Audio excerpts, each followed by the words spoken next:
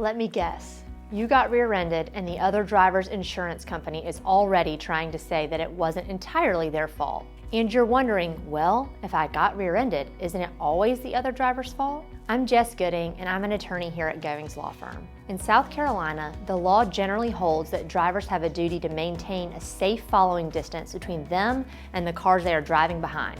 That means if a car hits you from behind, the presumption can be strong that they were following too closely and weren't paying attention or failed to brake in time. But here's what I see happen again and again. Insurance companies love to complicate this. They'll argue that you stopped suddenly. They'll say that you didn't have brake lights or they weren't working properly. They'll claim that you merged into their lane. And why? Because that's how car insurance companies work. They take as much from you in premium payments each month as possible, and they do this for years. But when you're in your time of need and trying to get made whole after being rear-ended by someone, those same insurance companies you've been paying for all of your adult life love to deny, delay, and defend against you. And they love to try to make even an open and shut case seem like it was somehow your fault. It's ridiculous. It makes me mad, quite frankly, but this is their playbook.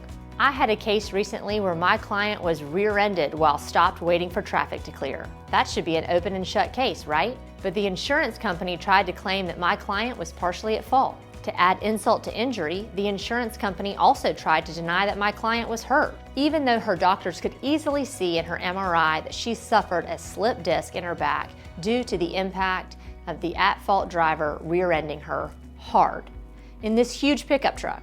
The insurance company offered our client $6,000 and said, take it or leave it. Thankfully, this woman called us at that point, and we took her case for her. We proved that the crash caused the injury. We proved that she was not at fault, and we carefully documented her treatment and her ongoing care. It took some time since the insurance company was fighting us so hard on the case, but we ended up recovering well over that take it or leave it offer for her in the end. Every case has to be evaluated on its own merits, and we would have to consider the personal details of your case in order to be able to help you evaluate it. But if you've been in a rear-end collision, my advice to you would be to be careful and not to let the insurance company minimize what you've been through.